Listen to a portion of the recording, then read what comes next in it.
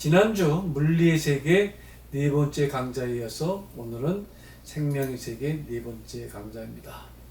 하나씩 조금씩 내용이 깊어지고 있습니다.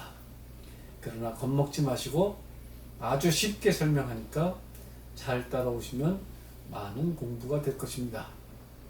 오늘은 생명현상과 구조에 대한 이야기입니다. 생명체들이 우리 주변에 엄청 많습니다. 물질만큼은 아니지만 생명체들도 거의 무한대다 할 만큼 주변에 널려 있습니다.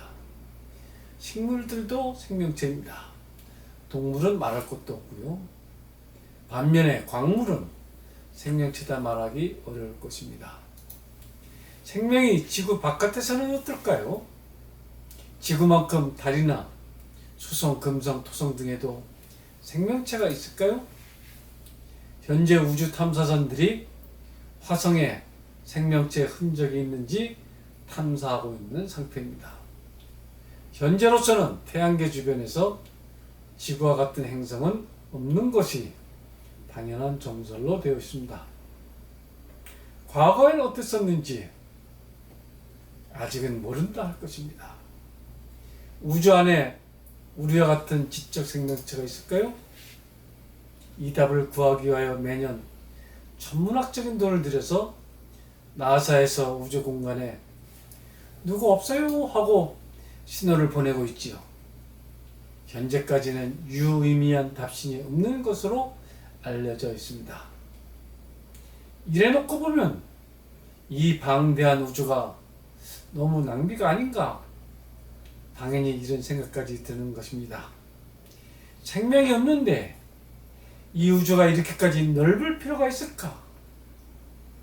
내가 하나님이라도 좀 설계가 잘못된 게 아닌가 이런 생각이 드는 것은 자연스러운 일이 될 것입니다.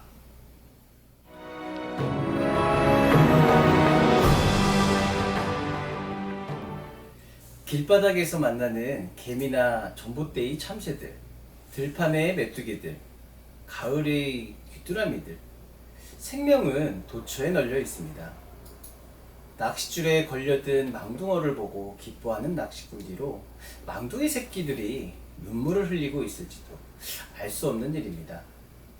우리는 왜 남의 살을 먹어야만 할까요? 뷔페 식당에 널린 음식들 가운데 생명체 아닌 것들은 얼마나 될까요?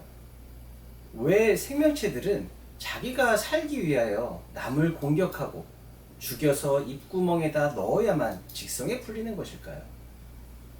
생명 현상을 자세히 관찰해 보면 약육강식이 있다는 것을 저희 강좌에서 많이 얘기한 바 있었습니다.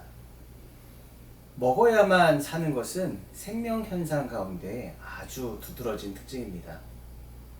먹어야만 항상성이라는 것을 유지합니다. 뱃속에 뭔가가 들어가면 소화기관에서는 이것을 연소시켜 그 에너지를 우리 몸의 각 기관, 세포들에 전달하고 그 에너지가 떨어지면 배가 고프다는 사인이 어김없이 오고 또 뭔가를 주기적으로 보충해줘야 성장과 시스템 관리가 이루어지는 것이지요. 그러다가 각 기관 세포들 가운데 기능이 정지되는 죽어나가는 세포들이 나오게 되고 그것들이 누적되면 병이 생기는 것이고 더 확대되면 전체 기능이 중지되는 탄생, 성장, 병, 사망에 이르는 코스를 생명체들은 가고 있는 것입니다. 그런 가운데에서도 어느 날 급사를 맞는 일, 남의 아가리에 한 입에 잡아 먹히는 일도 신경 써야 하는 것이죠. 생명체들 팔자도 참 여러 가지이고 기구하다고도 하겠습니다.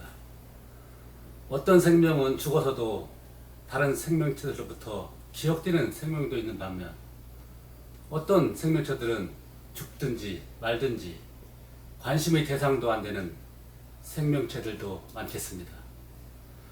그런데 우리 인간의 생명은 여타 생명체들보다 확실히 더 고귀하고 특별한 것일까요? 어쨌든 최소한 이 지구상에서만큼은 의식을 제대로 갖춘 고등 생명체로 인간이 있음은 분명하겠습니다. 모든 생명체들은 기본적으로 물질들로 환원되고 있고 그 가장 기본적인 기초 단위로 세포가 있겠습니다. 생명은 단세포로부터 시작되어 고등세포로 발전했음은 잘 알려진 내용입니다. 무엇이 생명인지는 아직도 논란 중입니다.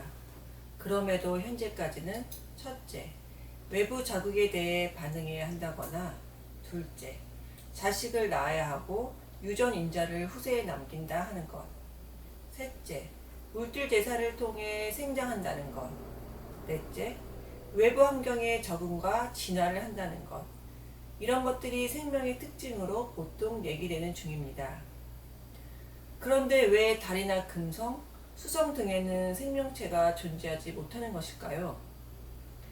이렇게 보면 생명 현상이 확실히 자연물질이 처한 여러 환경 중 생명체가 존재할 수 있는 어떤 특수 조건 속에서만 생명이 가능하다는 것을 알 수 있겠습니다.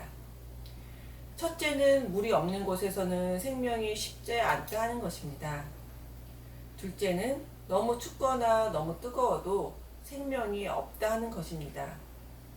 즉, 어느 한계 상황 속에서만 세포가 버틴다 하는 이야기이지요. 우리 지구 생명체는 산소, 질소, 탄소, 수소에서 버티는 생명체라 할 수 있겠고, 반면에 어느 행성에선가는 염산, 질소, 헬륨, 아르곤, 붕소 이런 데서 잘 버티고 오히려 잘 생장하는 생명체가 있을지도 모르는 일입니다. 생명이 어느 물리적 조건 하에서만 가능하다는 얘기는 생명 현상이 기본적으로 물리 현상의 하나라는 얘기로 들립니다. 그래서인지 그 유명한 슈레딩거가 생명이란 무엇인가? 라는 책을 통해서 물리학자로서 생명 현상을 해설하는 시도를 보인 게 아닌가 여겨집니다. 그러나 그 책이 발간된 그 연도가 1945년도경이니까 양자역학도 학적으로 무르익지 않았을 때이고 유전자 공학도 겨우 태동할 때여서 생명 물리학의 교본으로서는 상당히 거칠다 하겠습니다. 슈레딩거는 생명작용들이 물리적 법칙을 잘 따르는지 아니면 어떤 독립된 개로서 물리현상을 뛰어넘는 변칙수들이 많은지 이런 문제들을 좀 살펴보고자 했던 것으로 느껴지는데, 그러나 정작 본문에서는 생명과 물리의 상호작용 원리나 구조 그 어느 것도 제대로 밝히지 못하고 끝났다고 저는 봅니다.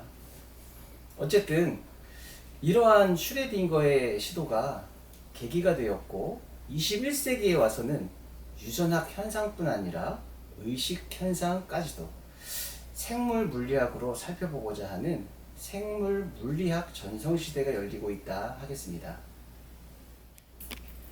생물학, 생명공학 모두 2,300년밖에 안 된 학문 분야입니다. 인류 역사가 700~800만 년 정도인데 그동안 어떻게 해서 아기가 생기는지, 왜 부모와 자식이 서로 닮는지, 저 호랑이와 사자는 어떻게 다른지, 생명체들의 생로병사가 무엇인지, 이런 많은 문제들에 대해 거의 모르고 살았다 할 것입니다. 그러다가 최근 새 200~300년 상간에 생명과학에 관한 정보가 폭발적으로 늘어나기 시작하였습니다. 지금은 줄기세포뿐만 아니라 유전자 조작까지 의약품들과 각종 의료 신상 정보들까지 많은 지적 자료들이 쌓이고 있습니다. 어제까지 알고 있던 것을 내일 다시 재해석해야 하는 일이 가장 활발하게 벌어지는 분야가 생명과학 분야라 할 수 있겠습니다. 구글의 커즈와일 박사는 2045년에 특이점의 시대, 즉 이제는 인간이 죽지 아니하는 시대가 온다고 하여 전 세계를 놀래킨 바 있습니다. 특이점의 시대가 열리면 기아와 질병도 사라지고 인간의 지능이 인공지능들처럼 양자 컴퓨터와 연결되어 신의 경지에 도달하며 태양계 밖의 은하계를 배경으로 도전하고 살고 사유하는 시대로 진입한다 말하고 있습니다. 안 죽기야 하겠냐마는 어쨌든 생명과학의 분야에서 엄청난 혁명적 사태가 곧 온다고 예고되어 있는 상태입니다. 이제 얼마 남지 않았는데 열심히 운동해서 특이점을 보는 그런 인간이 되고자 합니다.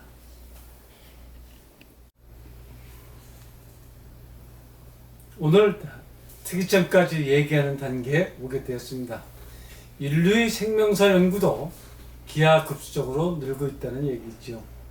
국가에서는 바이오 산업을 21세기 최첨단 미래 산업으로 이미 느끼고 이 분야에 전략적 투자를 아끼지 않고 있는 실정입니다.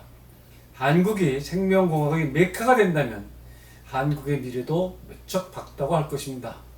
약품 하나만 먹으면 배도 안 고프고 통증도 못 느끼고 스태미나도 좋아지고, 그러면 얼마나 많은 사람이 그 약 사 먹으러 줄을 서겠습니까? 이런 이야기가 꿈이 아닌 것입니다. 벌써 인공육 시대가 열리고 있고 식품들도 맛과 영양 모두를 다 조절해 나오는 표준 식단 식품들이 쏟아져 나오고 있습니다. 병원도 기능이 바뀌어서 몸에 병이 나서 병원을 찾는 시대는 이미 벌써 옛날 이야기고, 내 몸의 상태를 평소 체킹, 관리하기 위해 병원을 찾는 시대로 진입하고 있습니다. 맞춤형 투약 시대가 열린다는 얘기입니다.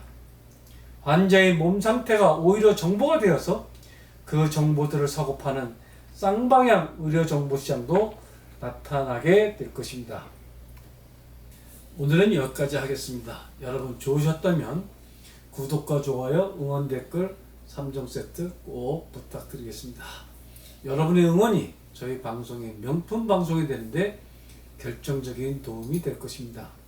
감사합니다. 그럼 다음 시간에 다시 만나 뵙도록 하겠습니다. 안녕히 계십시오.